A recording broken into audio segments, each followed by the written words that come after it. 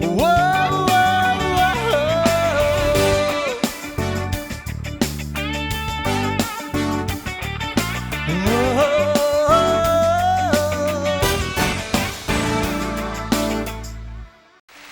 Et pour Jésus, faites de beaux applaudissements.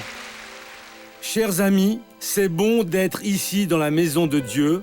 Vous êtes maintenant prêts pour entendre la parole du Seigneur et ne laissez rien voler votre attention. Dieu viendra pour parler de votre cœur et aujourd'hui vous sortirez plus ferme, plus vous livrant aux mains de Dieu et avec plus de possibilités pour vaincre.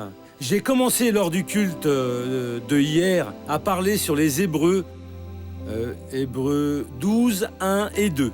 Bien sûr que j'ai déjà prêché plusieurs fois sur cela, mais c'est juste une petite phrase qui nous a envoyé à un autre passage biblique qui va vous aider. Les Hébreux au chapitre 12, les versets 1 et 2. Donc nous aussi, puisque nous sommes entourés d'une si grande nuée de témoins, rejetons tout fardeau et le péché qui nous enlace si facilement et courons avec persévérance l'épreuve qui nous est proposée. Les yeux fixés sur Jésus, qui est le pionnier de la foi et qui la porte à son accomplissement, au lieu de la joie qui lui était proposée. Il a enduré la croix, méprisant la honte, et il s'est assis à la droite du trône de Dieu. La phrase que je veux que Dieu a déposée dans mon cœur pour que je puisse l'étudier avec le peuple, et celle-ci est au début du chapitre 2. Regardant vers Jésus. Cela, c'est la clé de tout. Mais comment nous regardons vers Jésus, missionnaire ? Nous devons rechercher un de ses portraits qu'ils disent être du Christ et le regarder. Non, absolument pas. C'est de l'idolâtrie, ne chutez pas dans cela. Et donc, comment je regarde vers Jésus ? La parole étant ouverte pour vous, et elle est ouverte. Il n'y a pas une personne ici qui soit en train de m'écouter maintenant ou qui me regarde en un quelconque lieu de ce monde avec qui Dieu ne va pas parler personnellement. La compréhension que vous avez de ce qui est alors prêché, c'est comme avoir un portrait du Seigneur Jésus, et c'est vers cette compréhension-là que vous devez regarder. En elle est le pouvoir de Dieu et la volonté de Dieu. Je reçois la compréhension. J'essaie de vous la passer et je n'y parviens pas. Vous en avez une, vous n'arrivez pas à la passer à personne. Vous parlez même exactement comme vous pensez qu'il faut que ce soit. Mais quand vous êtes en train de parler, Dieu est en train de parler différemment au cœur de la personne, en accord avec ses nécessités ou du dessein de Dieu pour cette personne-là. Ainsi, au moment où nous écoutons la parole, où nous devons l'écouter tous les jours, ne laissez pas passer un jour sans que vous lisiez la Bible et méditez pour le moins sur un verset. Lisez, et tout ce que vous comprenez, c'est le portrait du Christ pour vous. C'est vers cela que vous devez regarder. Déposez votre foi, vos expectatives. Quand on fait cela, mon frère, tombe à terre toute implication maligne dans votre vie. Allons à Luc au chapitre 19, l'Évangile selon Luc au chapitre 19. Et nous allons voir l'histoire de Zaché. Il est écrit ainsi. Il entra dans Jéricho et passa par la ville. Un nommé Zaché, qui était chef des collecteurs des taxes et qui était riche, cherchait à voir qui était Jésus. Mais à cause de la foule, il ne pouvait pas le voir, car il était de petite taille. Il courut en avant et monta sur un sycomore pour le voir. Parce qu'il devait passer par là, lorsque Jésus fut arrivé à cet endroit, il leva les yeux et lui dit « Zaché, descends vite. Il faut que je demeure aujourd'hui chez toi. » Tout joyeux, Zaché descendit vite pour le recevoir. En voyant cela, tous maugréaient.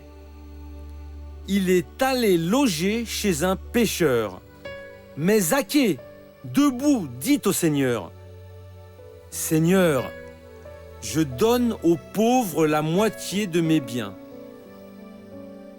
Et si j'ai extorqué quoi que ce soit à quelqu'un, je lui rends le quadruple. » Jésus lui dit, « Aujourd'hui, le salut est venu pour cette maison, parce que lui aussi est un fils d'Abraham. Car le Fils de l'homme est venu chercher et sauver ce qui était perdu. » Voyez donc Zaché, c'est ici au verset numéro 3. Il cherchait à voir qui était Jésus. Ce désir de voir qui est Jésus, de connaître plus Dieu, c'est une œuvre de l'Esprit Saint dans notre vie. Le Saint-Esprit nous incommode, faisant que nous cherchions à connaître notre Dieu. Il nous incommode aussi quand nous sommes en train de dévier vers un quelconque abîme. Il parle à notre cœur. Nous ressentons que c'est une erreur.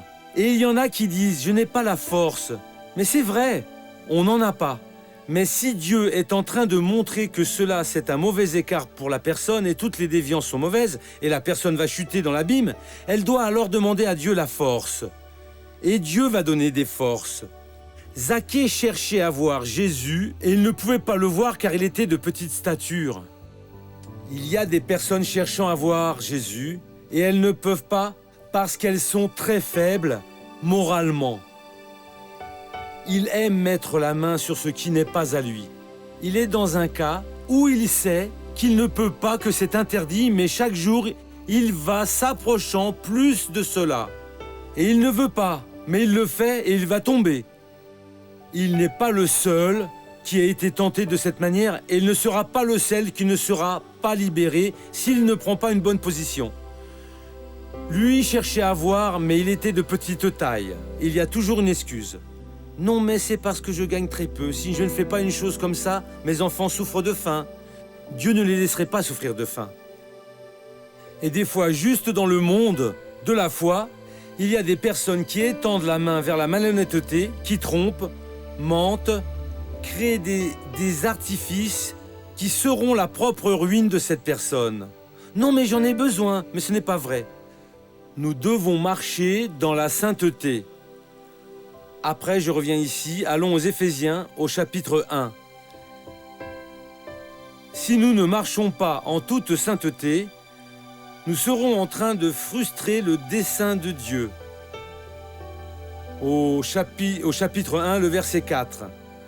En lui, il nous a choisis avant la fondation du monde pour que nous soyons saints et sans défaut devant lui, dans son amour. Avant qu'existe le monde matériel, mais bien avant. Et voyez que ça a donné un travail terrible à Dieu pour créer toutes les choses. La science dit que le monde a été créé en étapes, et c'est la vérité. Que la lumière soit. Un jour pour Dieu, c'est comme 1000 ans, et pour nous, il y eut le jour. Il y a eu le matin et l'après-midi du premier jour, du second. Et donc, avant que soit commencée cette création, Dieu, sachant déjà de tout, nous a élus en Jésus. Que l'homme allait tomber, qu'il devait envoyer son Fils, et que nous accepterions Jésus pour être saints et irréprochables devant lui en amour. Donc si vous vous sentez très tenté, encliné à faire ce qui ne vaut rien, ouvriez grand vos yeux. Ne permettez pas qu'il ôte la couronne de votre tête.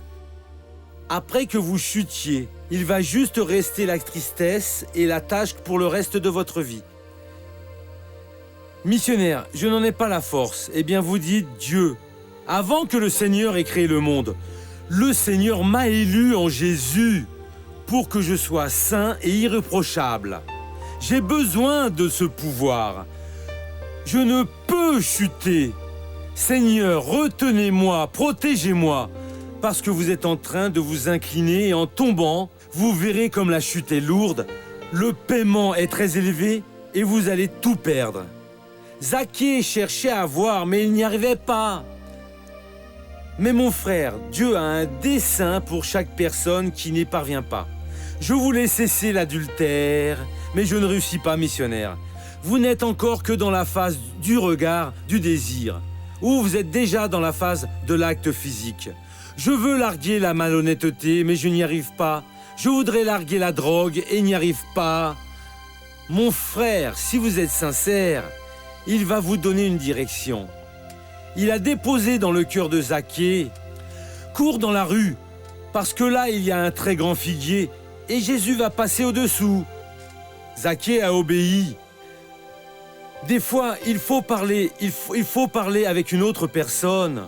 Nous allons maintenant cesser notre engagement, ça, parce que nous sommes en train d'arriver très près. Vous restez d'un côté disant, je veux juste voir jusqu'où ça va. L'autre personne aussi, jusqu'où ça va. Et les deux vont finir en enfer. Donc il faut vous réveiller. Il faut que Dieu va donner la direction. Je ne sais pas, peut-être changer de travail, changer de maison. Quelque chose doit être fait, principalement rechercher Dieu. Seigneur, j'ai bien été élu en toi, avant la fondation du monde. Pour être saint et irréprochable, je ne peux te frustrer, parce que si je te frustre, je vais passer l'éternité en enfer. Je vais être là pour souffrir pour des millions, des millions, des millions, des milliers, des millions et des milliards d'années qui n'auront jamais de fin pour un acte idiot qui pourra durer jusqu'à 5 jours, ou 5 mois, ou 5 ans, ou 50 ans. Et après, qu'allez-vous faire de votre vie? Zaché voulait. L'Esprit de Dieu a ordonné, il est allé pour grimper dans le figuier, et quand Jésus est passé, Jésus sait tout sur tout. Voyez ce qui est en train de se produire avec vous. Il n'y a rien que Jésus ne sache. Avant que le désir se forme dans votre esprit, il sait que vous vous laissez emporter et il délivre la solution. Il est déjà en train de parler, de vous parler, de vous parler. Prenez la bonne position. Jésus a regardé vers le haut, il a dit à Zaché, « Mais il me connaît, bien sûr qu'il vous connaît, il sait combien. Il sait combien il y a de cheveux sur votre tête et aucun d'eux ne tombe sans avoir son autorisation. Il connaît tout à votre respect. Zaché, descends vite. Il faut que je demeure aujourd'hui chez toi. » Zaché est descendu, il était tout heureux. Les pharisiens ont murmuré, parce que les pharisiens murmuraient toujours, et Zaché est resté debout et a dit, « Seigneur, j'ai pris une décision. Je donne aux pauvres la moitié de mes biens. » Il était riche. Et si j'ai extorqué quoi que ce soit à quelqu'un, je lui rends le quadruple parce que la loi de Moïse prescrivait cela. C'est dans l'Exode 22. Je lui rends le quadruple. Et Jésus a dit, « Aujourd'hui, le salut est venu pour cette maison. Au moment où vous décidez, je ne vais pas avoir ce cas d'infidélité, de malhonnêteté. Je ne vais pas persister sur ce chemin de la faute. Je vais me corriger. Que va-t-il se passer? Les cieux vont déclarer, aujourd'hui, le salut est venu. Vous êtes sortis de la mort et vous êtes venus à la vie. Mon frère, regardez vers Jésus. Ne cessez pas de regarder parce que le diable est bien décidé à vous faire souffrir pour toute l'éternité. Vous êtes une personne vraiment très précieuse aux yeux du Christ. Par le Père, vous avez été élu en Jésus avant la fondation du monde pour être saint. Mais qui suis-je? Vous. Dieu fera cela dans votre vie. Et être irréprochable, une personne qui n'est pas digne de réprimande. Et sur la base du coup de fouet, non, en amour.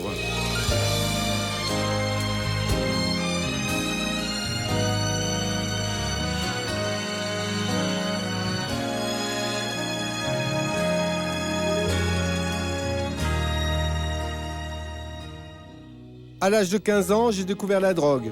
Et alors a commencé dans mon adolescence cette dépendance. Au commencement, c'était agréable, c'était merveilleux. Mais avec le passage du temps, c'est devenu une dépendance. Je me levais à peine et la première chose du jour, avant même d'ouvrir mes yeux, était de penser à ce maudit cannabis. Si j'en avais et où j'allais fumer, la quantité que j'allais fumer était la première chose qui venait en tête. Paolo fume du cannabis en le cachant à son épouse et à ses enfants. Qu'est-ce que je faisais? Quand j'arrivais tôt le matin à mon travail ou en fin d'après-midi, je fumais une cigarette de cannabis. Pendant la pause, je sortais de l'entreprise et fumais un autre joint. Pour cela, je sortais toujours bien équipé. J'avais une savonnette, du dentifrice, tout pour qu'elle ne sente pas. Je l'évitais, je lui faisais éviter cette odeur. J'achetais des chewing-gums. Au moment où elle a pris, bien sûr, elle a eu un choc. J'ai découvert qu'il prenait de la drogue parce qu'il changeait d'humeur vraiment rapidement. Il paraissait tout tranquille et en un rien de temps, il changeait et devenait agressif. Dans ma maison, il n'a jamais manqué aucune drogue. Il manquait des aliments, il manquait d'amour, il manquait de tendresse, mais le cannabis n'a jamais manqué à la maison. J'avais un bocal de réserve et dans ce bocal, il y avait au minimum 150 grammes de cannabis en réserve. Cela était ma subsistance. Je pensais que cela est le combustible de ma vie, que sans cela, je ne parviendrais pas à vivre. Ça me préoccupait aussi parce que s'il manquait sa dose, son agressivité retomberait sur moi. Je me sentais confuse, vous voyez, de peur. Et ça affectait aussi les enfants parce qu'ils me voyaient anxieuse et ils en souffraient aussi. Quand ils revenaient à la maison après le collège et qu'ils arrivaient avec un de leurs collègues, ils chantaient l'odeur du cannabis. Et les enfants ne s'approchaient même plus du portail. Je sentais de la tristesse sur leur visage, qui me faisait mal en dedans. Sauf que ce sentiment passait. Le vice affecte la carrière professionnelle de Paolo. Notre maison a commencé à devenir un tumulte. J'ai travaillé pendant 11 heures de nuit, et quand j'arrivais pendant le jour à la maison, au lieu d'aller dormir, je dormais de 7h à 9h du matin. Et je me levais pour fumer du cannabis. Je n'avais plus sommeil. Je ne dormais plus. Et quand j'arrivais à mon travail, le sommeil que je devrais sentir pendant la journée, je le sentais à mon travail. Quand j'ai commencé 12 ans et 1 mois, j'ai provoqué un très grave préjudice à mon travail pour presque 3 000 €. J'ai cassé une machine. Et j'ai provoqué cela parce que je ne me reposais pas, je ne dormais pas. Alors l'entreprise m'a licencié. Sandra assiste au programme du spectacle de la foi. Elle augmente le volume de la télévision au moment de la prédication de la parole de Dieu et démontre de l'intérêt pour le sujet.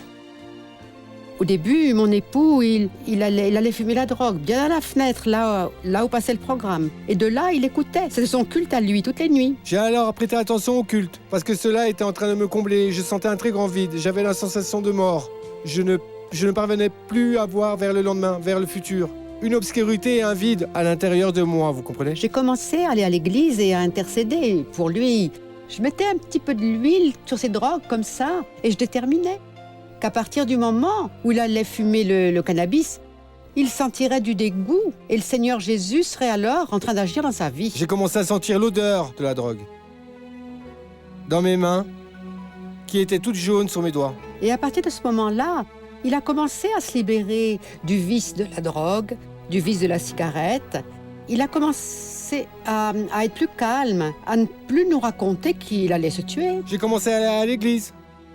J'ai commencé à fréquenter l'église du coin, celle de notre quartier. Et au moment de la prière de la famille, moi, avec les yeux de la foi, je le voyais déjà libéré. Quand un certain jour on est en train de dîner, je lui ai dit « Sandra, je ne veux plus de cela. » Après plus de 25 ans. Maintenant, c'est un vrai mari et je peux dire que c'est un homme de Dieu.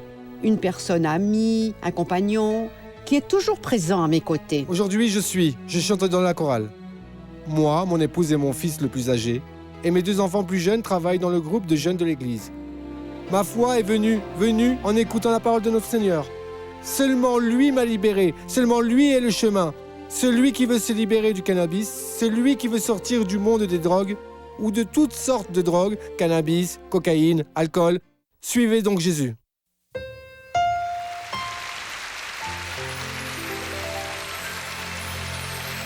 À présent, nous allons rester debout au nom de Jésus. On va prier. Mon frère, il faut vous relâcher devant Dieu. Ce que Dieu vous a dit, c'est vraiment sérieux.